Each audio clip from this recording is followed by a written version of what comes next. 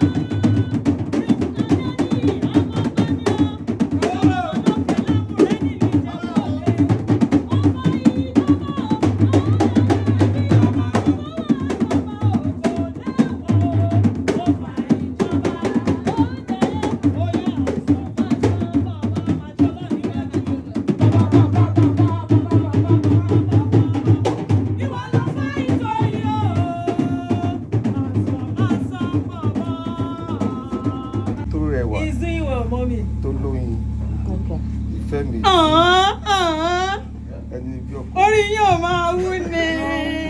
Lódòdó náà. Bẹ́ẹ̀ni o, bẹ́ẹ̀ni. Lódòdó. Yes o. Bẹ́ẹ̀ni.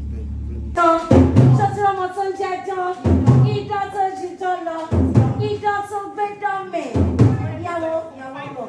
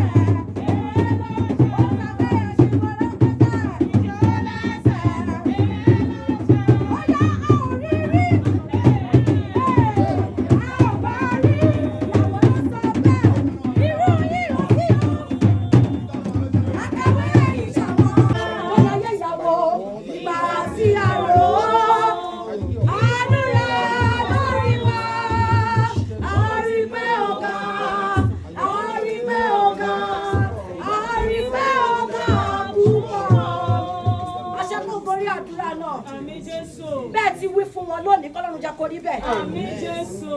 Gbogbo àdúrà bí amọ lórí wọn kò ní já sásán. Àmín. Ó ní bẹ́ẹ̀ lọ́lọ́lúwa kò sóhun tó yà wá. Ó ní mo fẹ́ bá ẹ darúgbó, mo fẹ́ bá ẹ dalẹ̀. Ìwọ ni mo fẹ́ máa jírí lójoojúmọ́ ayé mi. Ó ní wípé òjò mi, ó ní tèmi, ọ̀rẹ́ mi. Ó yá sọ pé olólùfẹ́. Ojú kan ojú mọ́ ẹ ṣáàlàdà. Ó yá sọ wípé lọ́lọ́lúwa kò sóhun tó yà wá. Ó ní mo fẹ́ bá ẹ darúgbó, mo fẹ́ bá ẹ dalẹ̀. Ìwọ ni mo fẹ́ máa jírí lójoojúmọ́ ayé mi. Ó yá sọ pé kò ní ìṣọ̀dá.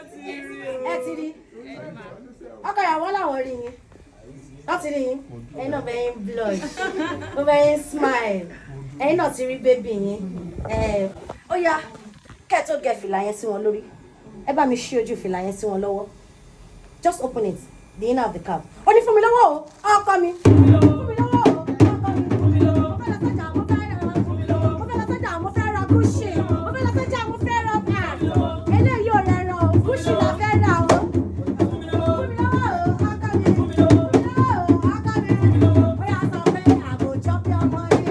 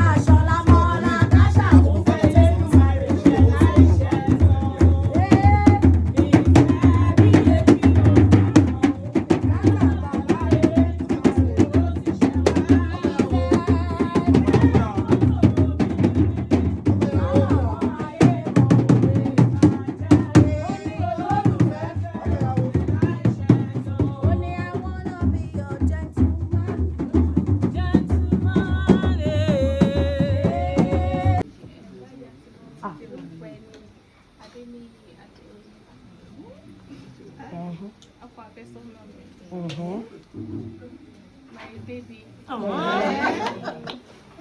my sweetheart.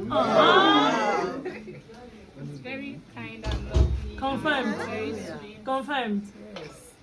And I love him, so I want you to accept him. As your son. As your son.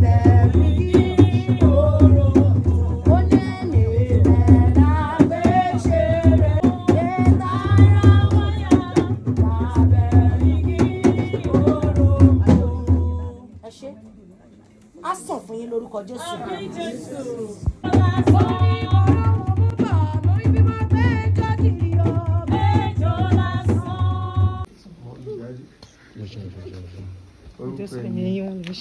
Tomisin Damilola Adeoye ìyàwó àkọsẹ náà bá tọwọ́ tẹsẹ̀ bá mi ń gbọ́ ọmọ yín. Mommy and daddy says, wọ́n ní àti gbà ọmọ wa lẹ́kan, ọmọ wa lẹ́kan, gbogbo ẹbí ẹ̀kọ́ ayọ̀, ọmọ wa lẹ́kan. Arise and shine, Prince Adeniyi, Olúwa Tomisin.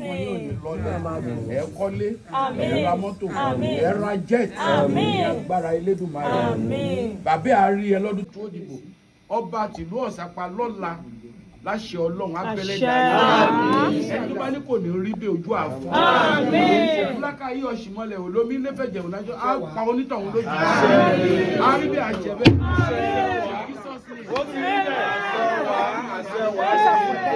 ẹ kọ́lé, ẹ ra mọ́tò, ẹ ra jet, agbára Elédùmarè. Bàbá àárí ẹ lọ́dún tó ń bọ̀ inú àdùn. Ìyá àárí ẹ lọ́dún tó ń bọ̀ inú wa dùn. Àdùn ìbànújẹ́ náà. Àárí bẹ̀ fáwa náà. Àṣẹ Ọlọ́run. Ó ti rí bẹ́ẹ̀ ó ti rí bẹ́ẹ̀. Bẹ́ẹ̀ni. Mama o, mama o, mama o.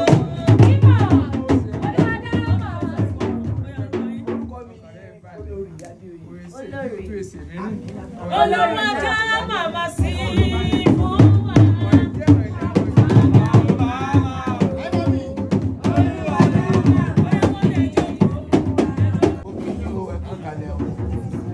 Ẹ̀yin bàbá, ẹ̀yin ìyá wa, ó kì í yẹn kú kalẹ̀.